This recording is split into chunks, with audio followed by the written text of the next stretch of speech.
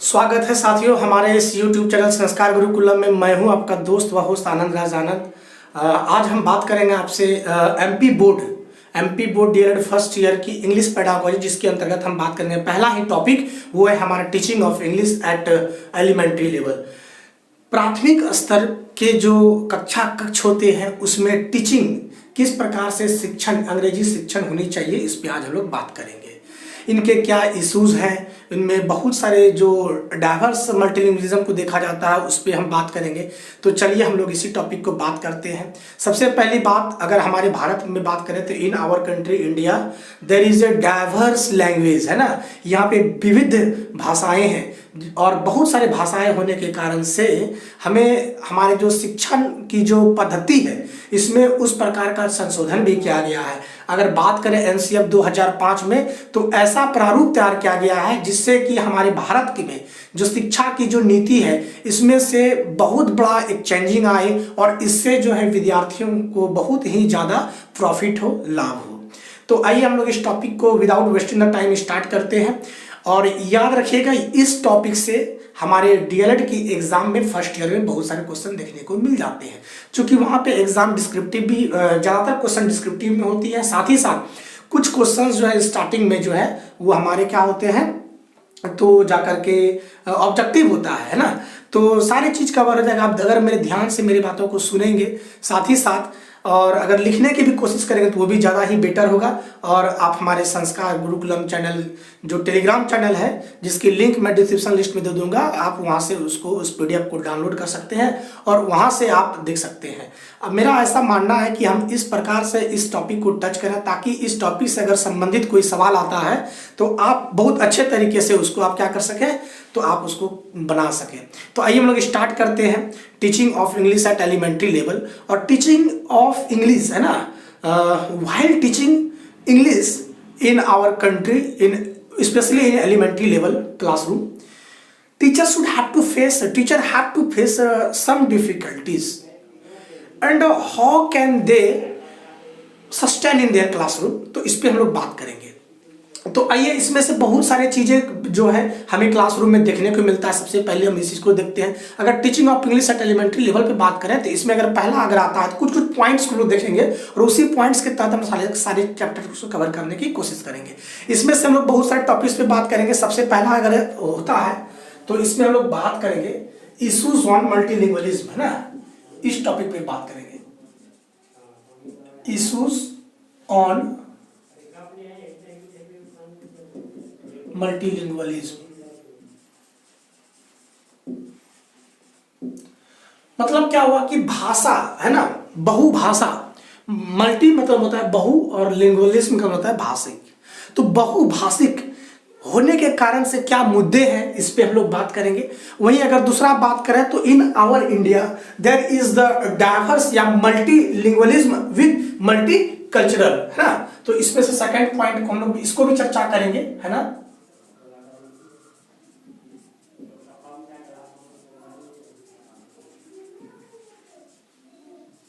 Multilingualism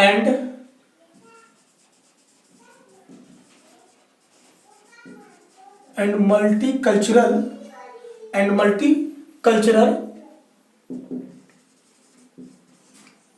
index in India.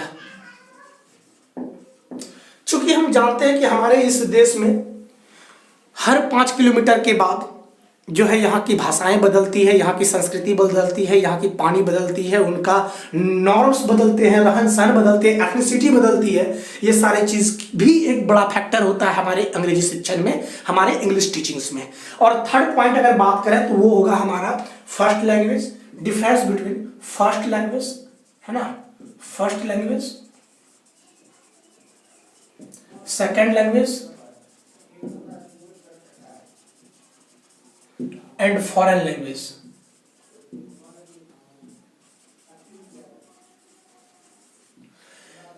हमारे देश में विविधता होने के कारण से भाषाओं को हम लोग 3 भागों में बांटते हैं, first language, second language, foreign language.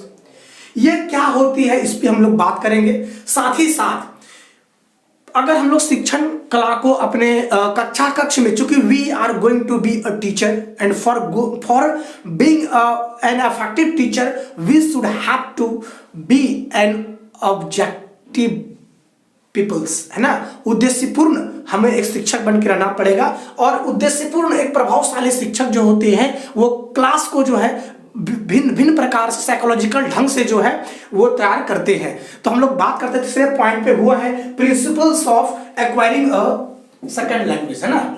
चूंकि इंग्लिश की बात कर रहे हैं हम लोग, और भारत में सेकंड लैंग्वेज के अंतर्गत और फॉरेन लैंग्वेज दोनों के अंतर्गत आता है।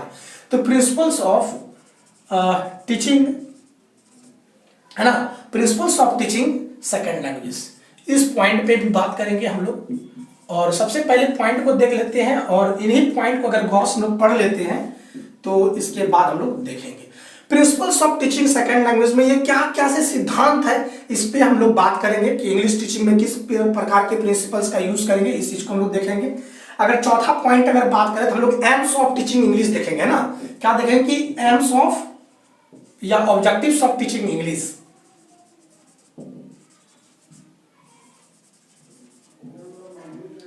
और मतलब कि अंग्रेजी के जो शिक्षण है, अंग्रेजी के शिक्षण के क्या उद्देश्य है, क्यों हम अंग्रेजी का जो है क्यों टीचिंग करते हैं, टीचिंग करने के क्या पर्सपेक्टिव होते हैं, क्या उनका एम्स होता है, गोल्स होता है, उन सारी चीजों को हम लोग यहाँ पे देखेंगे। अगर बात करें तो एम्स ऑफ टीचिंग, है ना, एम्स ऑफ टीचिंग इंग्लिश में, जैसे इंग्लिश हम सिखाते हैं तो क्यों सिखाते हैं, उसका उद्देश्य क्या है, ये देखते हैं। फिर एक टॉपिक हम लोग यही पे बात करेंगे एम्स ऑफ लर्निंग इंग्लिश, है ना, एम्स ऑफ लर्निंग इंग्लिश।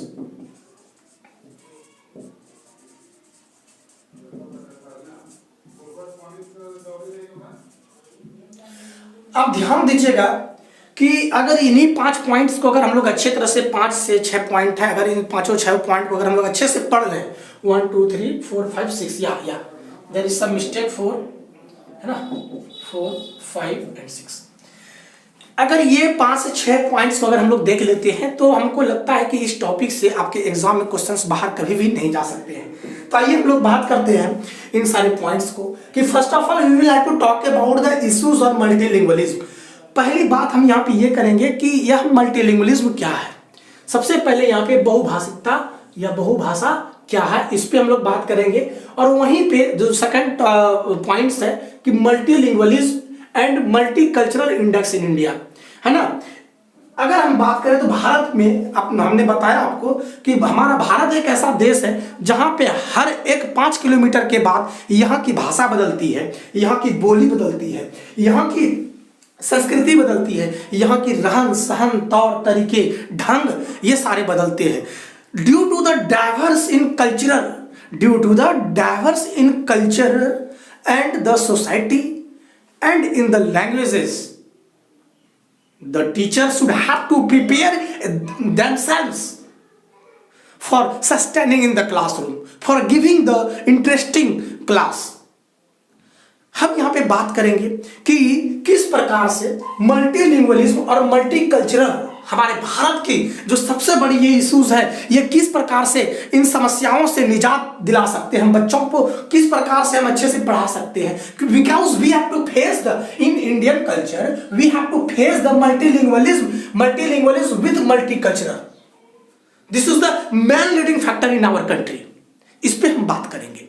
फिर वहीं अगर तीसरी बात करें, third point is first language, second language and foreign language. ध्यान दीजिएगा, थर्ड लैंग्वेज नहीं बोल के लोग यहाँ पे फॉरेन लैंग्वेज बोलेंगे, यूज करेंगे ना। तो फर्स्ट लैंग्वेज क्या होता है? फर्स्ट लैंग्वेज वो होता है that is our mother tongue, हमारी मातृभाषा।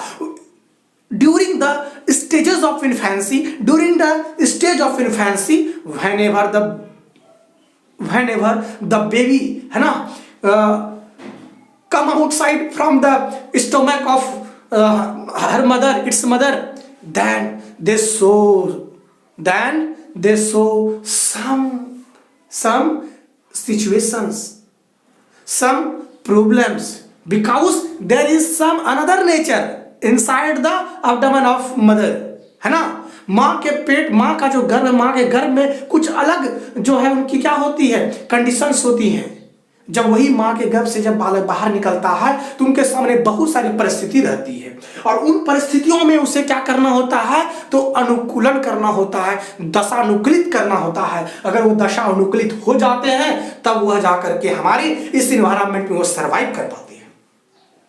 हमने बताया कि during the stage of infancy, है ना, शैशवावस्था के काल से ही उनकी, वैसे लर्निंग की अगर बात करें तो मां के गर्भ से ही बच्चों की लर्निंग अधिगम प्रारंभ हो जाती है, और जैसे ही वो मां के गर्भ से बाहर होते हैं तो उनका जो समाज, उनका जो परिवेश, उनका जो वातावरण उनको इन्फ्लुएंस करता है और उसी तौर तरीके को वैसा ही भाषा को बोलते हैं। तो ध्यान रहे, मां के संपर्क में, मां के गर्भ से बाहर होने के बाद उस शैशवावस्था में जैसा वातावरण मिलेगा, जैसा उसको समाज मिलेगा, जैसा उनका भावादेश मिलेगा, तो उस चीज में वो क्या करेगा, दशानुकूलित करके वैसा ही वह अपने आप को ढाल लेगा।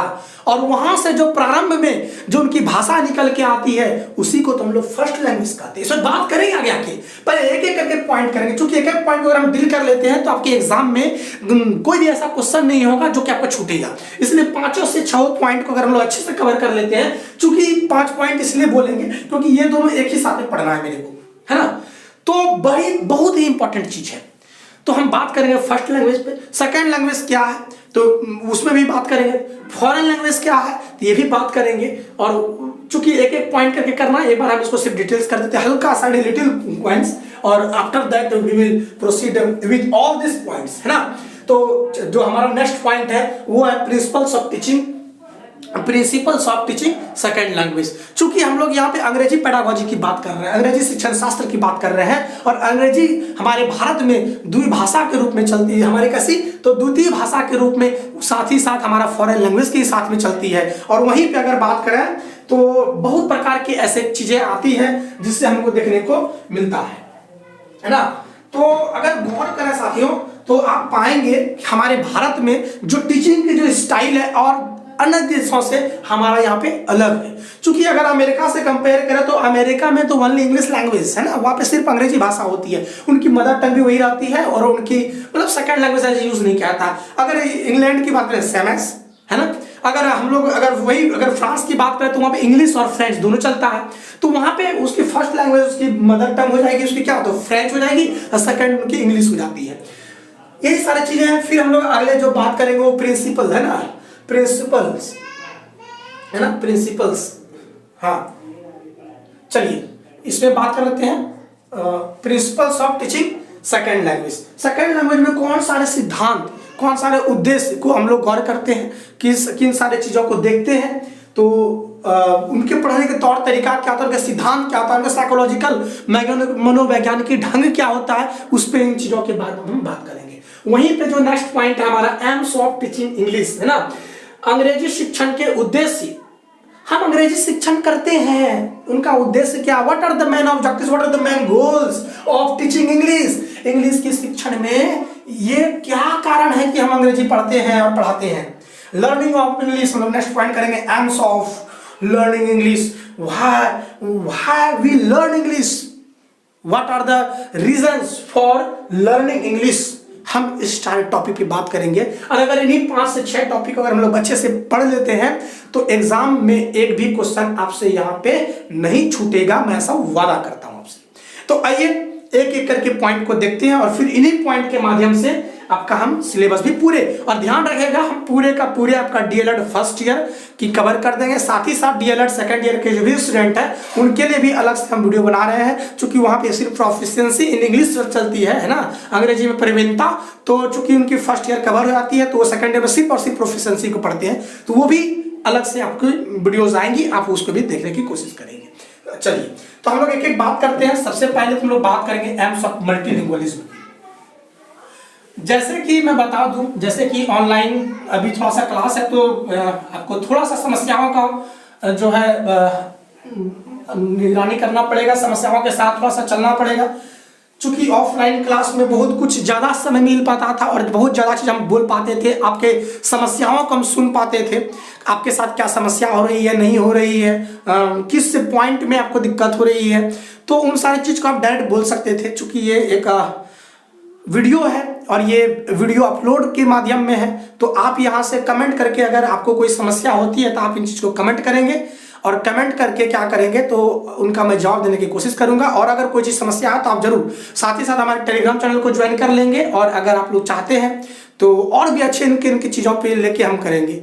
चलिए तो आइए हम लोग इस चीज़ को आगे फिर बढ़ाते हैं। ध्यान रहे कि यह टॉपिक हमारे जो इंग्लिश पढ़ावा की टॉपिक है, ये अंग्रेजी शिक्षण जो है वो C TET, Jharkhand TET, Bihar TET, REET, Rajasthan TET, KVS TET, UP TET, है ना, उत्तराखंड टेट और भी जितने भी शिक्षक पात्रता परीक्षाएं होती है सबके लिए ये अति महत्वपूर्ण टॉपिक है। इसको हम लोग ध्यान करके एक बार अच्छे से आप लोग इसको देखेंगे। तो आइए हम लोग बात करते हैं इश्यूज ऑन मल्टीलिंगुअलिज्म। अगर मल्टीलिंगुअलिज्म की बात करें तो सबसे पहले इसमें वर्ड यदि आता है मल्टीलिंगुअलिज्म। मल्टीलिंगुअलिज्म क्या होता है कि मल्टी मतलब होता है मैनी, मल्टी मीन्स मैनी, है ना, ध्यान दीजिएगा। मल्टी का मतलब ही होता है मैनी, और चूंकि लिंगुअलिज्म, लिंगुआ एक वर्ड से बना है जिसका मतलब होता है क्या, तो भाषा या लैंग्वेज। क्लियर है, यहाँ पे कोई दिक्कत नहीं होना चाहिए। तो मल्टीलिंगुअलिज्म का मतलब होता है बहुभाषिक या बहुभाषिकता। क्लियर है, यहाँ पे हिंदी पे नहीं जाएंगे, मैन हमको इंग्लिश पेडागोजी कर रहे हैं तो मैन इंग्लिश पे फोकस करेंगे। तो सबसे पहले first of all we have to define about the multilingualism. तो मल्टीलिंगुअलिज्म क्या है, तो नोइंग एंड यूजिंग, नोइंग, ध्यान दीजिएगा, knowing and using more than 2 languages is known as multilingualism. समझिएगा बात को, क्या जब हम 2 या 2 से अधिक भाषा को जानते हैं और यूज करते हैं तो उसको हम लोग मल्टीलिंगुअलिज्म कहते हैं। इसको लिख लीजिएगा साथ में, नोइंग एंड यूजिंग 2 और मोर देन 2 लैंग्वेजेस।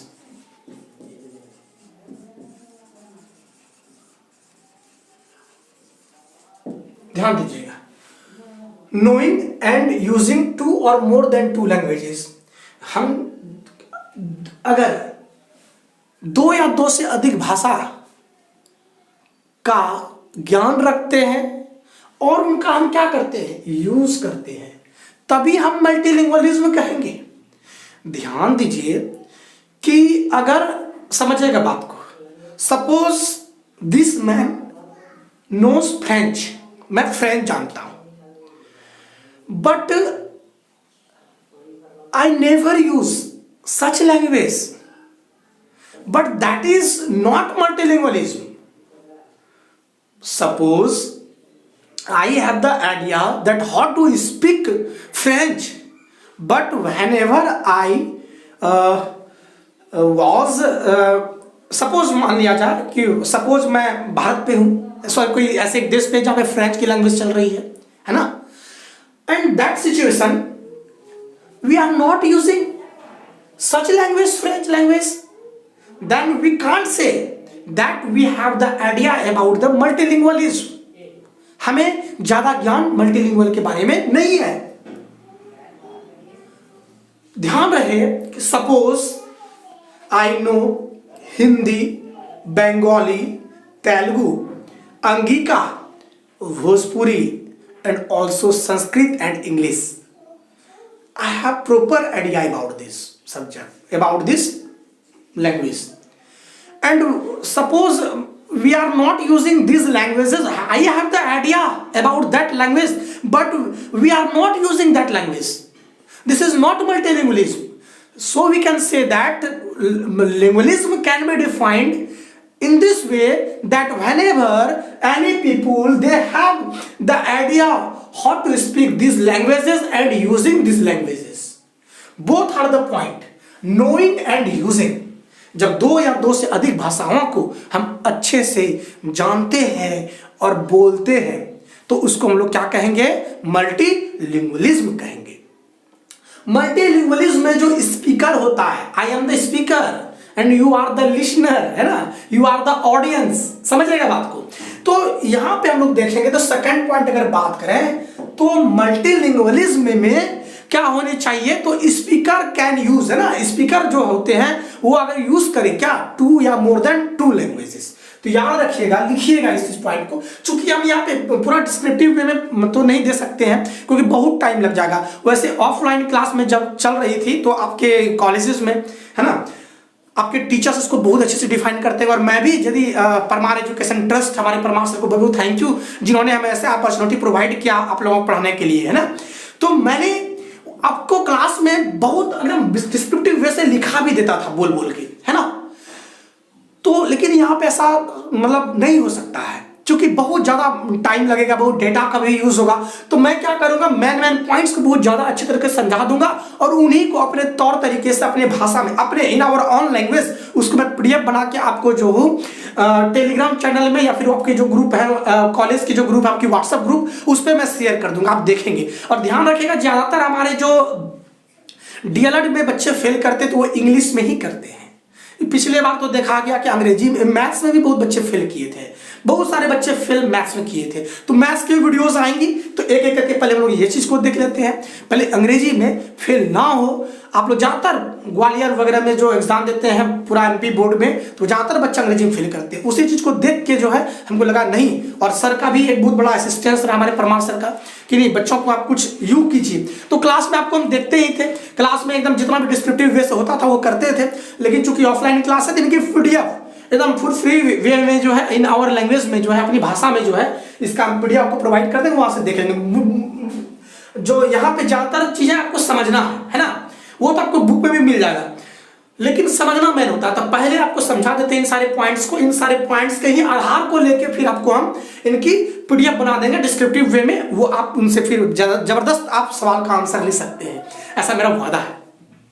तो second point is here speakers, है ना, जो स्पीकर्स होते हैं, स्पीकर्स यूजेस क्या करते हैं, वो यूज करते हैं, स्पीकर्स यूजेस मोर देन 2 लैंग्वेजेस, है ना। यहाँ पे भी 2 से अधिक भाषा का यूज करते हैं, मोर देन 2 लैंग्वेजेस।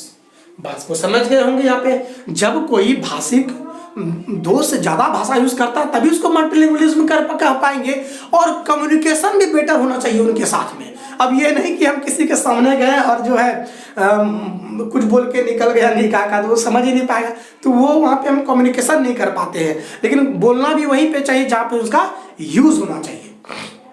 बात समझ को आप बहुत अच्छे से समझ पा रहे होंगे।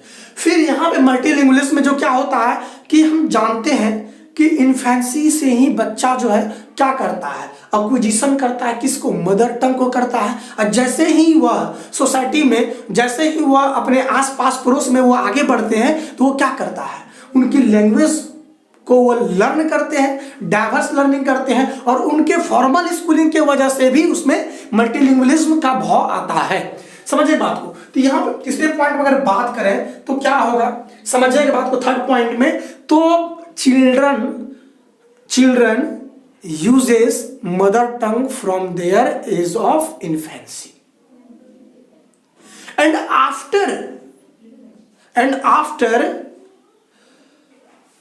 from the society where they go, where they join the institution, the different institutions, and from that formal schooling they acquire the another languages, and these types of language influence the children's language। हमने कहा आपको कि अगर कोई बच्चा, ध्यान दीजिएगा, मां के गर्भ से जैसे ही बाहर आता है उनके सम्मुख, उनके पास एक परिवेश होता है, और उनका जो परिवेश होता है उनकी अपनी विशिष्ट भाषाएं होती है, उनकी संस्कृति होती है, और वह बच्चा उसी संस्कृति में पलता बढ़ता आगे बढ़ता है, और उनकी लैंग्वेज में डेवलपमेंट होती है, और वह जो लैंग्वेज होती है, जो भाषा होती है, उनकी मातृभाषा होती है, मदर टंग होती है, वर्नाकुलर लैंग्वेज होती है, नेटिव लैंग्वेज होती है। एंड आफ्टर दैट वह बालक जब थोड़ा सा बड़ा होता है तो चाइल्डहुड के समय में, जैसे ही या इन्फेंशियल पीरियड में भी, चाइल्डहुड से 3 साल के बाद ये बच्चे पढ़ते हैं तो उनको स्कूल भेजते हैं। और हमने पहले ही आपको बता दिया कि due to the diversity in our country, हर एक एट एवरी, है ना, 5 kilometre there is the changing in the language and the culture and in their norms, in their ethnicity. और वो बच्चे join the class and the different student join the school, and the student, they have the diverse field of language or the culture, and on the formal schooling they know the different language and the culture also. So we can write, children speaks mother tongue, speaks mother tongue, वो मातृभाषा बोलते हैं, है ना, and their languages, है ना, and their language and their language influenced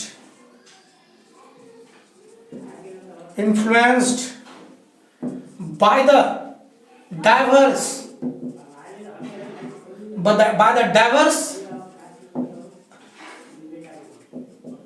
linguistic,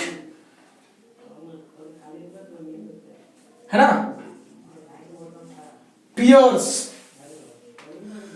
diverse linguistic pairs, या फिर आपके स्टूडेंट आप यूज कर सकते हैं, who attend the school belonging from many fields,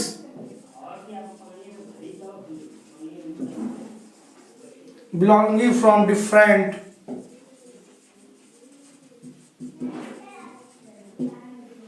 fields. ध्यान देंगे इन सारे चीजों को, चूंकि वो बिलोंग करते हैं डिफरेंट फील्ड से, जिसके कारण से उनकी भाषा में क्या होती है, परिवर्तन स्टार्टिंग में, because it influence their language and after that they know the different languages. ये सारे बात आप समझ गए होंगे साथियों. इन सारे पॉइंट्स को एक बार जो है आप लोग स्क्रीनशॉट ले लें, या फिर आप साथ में ही कॉपी लेके इसको अच्छे से आप लिख सकते हैं. तो आइए हम लोग इसी चीज को आगे बढ़ाते हैं और हम लोग बात करते हैं. अगर इसको आप लिख लिए होंगे तो यहीं पे एक बात करेंगे और भी, what are the advantages of multilingualism. ये आप जल्दी से इसको लिख लेंगे, है ना. चलो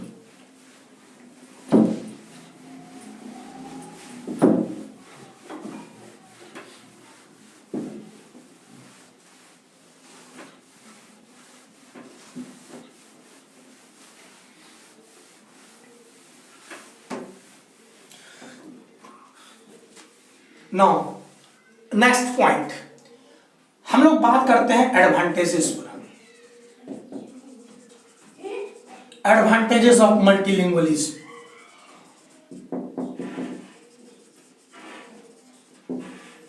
बहुभाषिक होने का एडवांटेज क्या है हमारे पास, उनका लाभ क्या है हमारे पास, इन सारे चीजों को देखते अगर मेरे पास अगर हम मल्टीलिंगुअल है तो हम अपने डाइवर्स फील्ड में वर्क कर सकते हैं. ध्यान दीजिएगा करके बातों को. हम बात करें एडवांटेजेस, मेरे पास एडवांटेज क्या है, विशिष्टताएं क्या है, हमारी जरूरत क्या है, जरूरत के साथ में हम उस चीज को आगे बढ़ा पाते हैं. मतलब यहां से हमारा क्या फायदा क्या है, लाभ क्या है, हम लोग इस पे बात करते हैं.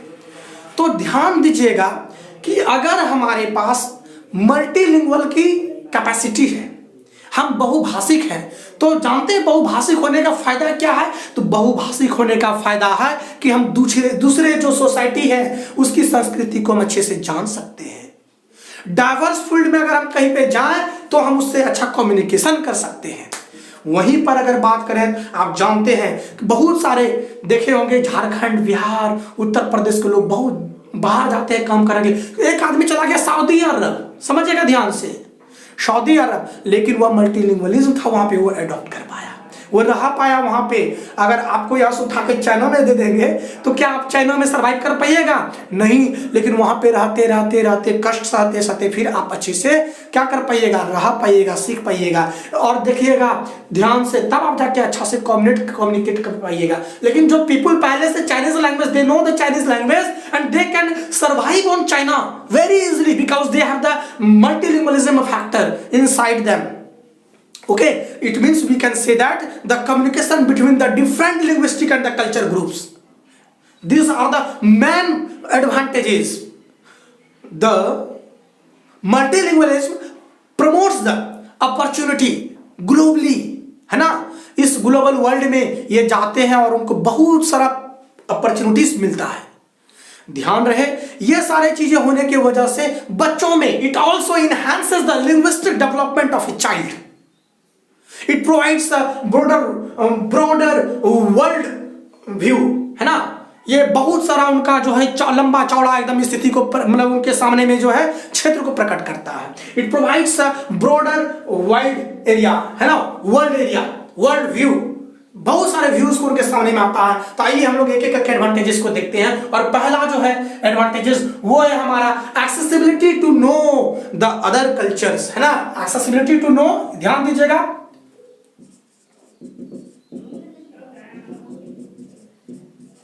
accessibility to know the other culture। दूसरे कल्चर को भी क्या करने में जानने की वो क्या करता है, उसको आगे बढ़ाता है। हम लोगों को वो जानने की क्या करता देता है। तो एक्सेस मतलब होता है टू असेंड, है ना, आगे बढ़ाना। अगर पहला बात की बात करें सो ध्यान से, तो अगर हमारे पास बहुत मल्टीलिंगुअलिज्म की अगर आइडियाज मेरे पास भरा हुआ है तो हम क्या कर सकते, दूसरे की संस्कृति को हम अच्छे से जान सकते हैं। Suppose I know the Santhali language because we are from Jharkhand and all the Jharkhand should have know the Santhali language, है ना। अब संथाली लैंग्वेज जानते हैं तो हम we can know the culture of Mundas और the Santhalis. Why? Because I can speak Santhali, है ना। तो ये सारी चीजें होती है। अगर हम सेकंड पॉइंट की बात करें तो यहाँ पे कम्युनिकेशन जो होता है वो लिंग्विस्टिक जो होता है बहुत उसको इनहेंस करता है। हम यहाँ कह सकते हैं सेकंड पॉइंट में कि communication between different linguistic and the culture groups. इसको लिखेंगे हम लोग एक बार। कम्युनिकेशन कर सकते हैं, कम्युनिकेशन, है ना, क्या करते हैं हम लोग, संचार कर सकते हैं, उससे बातचीत कर सकते हैं। तो ध्यान दीजिए, कम्युनिकेशन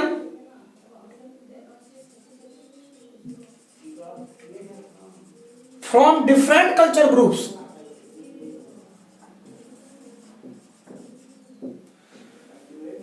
कम्युनिकेशन को यहां पर डिफरेंट कल्चर ग्रुप्स जो है उससे हम क्या कर सकते हैं, कम्युनिकेट कर सकते हैं। ध्यान दीजिएगा, it provides the wider field areas. ध्यान दीजिएगा, it's promotes the best job opportunities globally, है ना। तो मल्टीलिंगुअलिज्म क्या करता है, प्रमोट करता है ना, प्रमोट्स अपॉर्चुनिटीज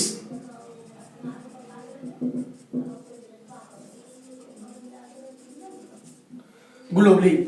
वही अगर तीसरी पॉइंट की चौथा पॉइंट की बात करें, ये बच्चों में भी इनहेंसेस करते हैं किसका, linguistic development of a child का, है ना। तो लिखेंगे हम लोग, इसको लिखेंगे इस तरह से कि इनहेंसेस, है ना। चूंकि मल्टीलिंगुअलिज्म बहुभाषिक जो है it enhances the language, multi language लिखिए इसको, it enhances the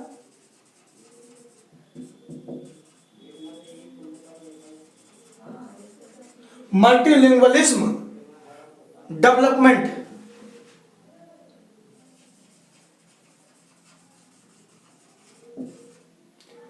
of a child, है ना। अगर नेक्स्ट पॉइंट की बात करें तो यह क्या करता है, तो broader, it provides a broader world view. या वर्ल्ड के जो व्यूज है उसको देखने को पता हमको क्या करता है, इसको भी प्रमोट करता है। लिखेंगे इट प्रमोट्स मल्टीलिंगुअलिज्म, प्रमोट्स, है ना, प्रमोट्स वाइड वर्ल्ड व्यू, है ना। इट प्रमोट्स करता है ना, क्या करता है, यह प्रमोट्स करता है, प्रमोट्स लिख देते हैं अच्छे से, चूंकि आपको समस्या ना हो। ये सारी चीज आप देख सकते हैं। These are the advantages of multilingualism. आइए आगे पॉइंट को देखते हैं और वो आगे देखेंगे हम लोग दूसरे पार्ट पे। तो हम आपसे थोड़ा सा छोटा सा रिक्वेस्ट करेंगे, अगर हमारी वीडियोस अगर आपको अच्छा लगता है तो आप इसे लाइक करेंगे। साथ ही साथ अगर अच्छा लगता है तो आप एक अच्छे कमेंट को भी दे सकते हैं। अगर अच्छा ना भी लगे तो आप डिसलाइक करके एक बैड कमेंट भी दे सकते हैं। हमें उसे भी पढ़ के जो है हम लगेगा कि अब मेरे साथ कुछ खामियां है, उसको अच्छा करने की कोशिश करना पड़ेगा। तो चलिए हम फिर मिलेंगे अगले एपिसोड पर, लेकिन एक छोटा सा रिक्वेस्ट होगा कि इसे लाइक जरूर करेंगे, सब्सक्राइब जरूर करेंगे। साथ ही साथ आप इसे अपने दोस्तों में भी शेयर करेंगे, ताकि हमारा जो भाव है, हमारा जो अनुभव है, उनके तक पहुंच पाएगा और वो भी अपने परीक्षा में जो है सार्थकता को वो सिद्ध कर पाएगा और उनका उद्देश्य पूरा हो पाएगा। तो हम चाहेंगे कि आप हमारे इस वीडियो को ज़्यादा से ज़्यादा लोगों तक पहुंचाइए, ताकि वो भी लाभान्वित हो और हम भी लाभान्वित हैं। चलिए तो साथियों, हम लोग मिलते हैं नेक्स्ट पार्ट में और वहां पे हम लोग और भी पॉइंट्स को देखेंगे। तो चलिए बने रहेंगे हमारे साथ इसी तरीके से। जय हिंद, जय भारत, जय गुरुदेव।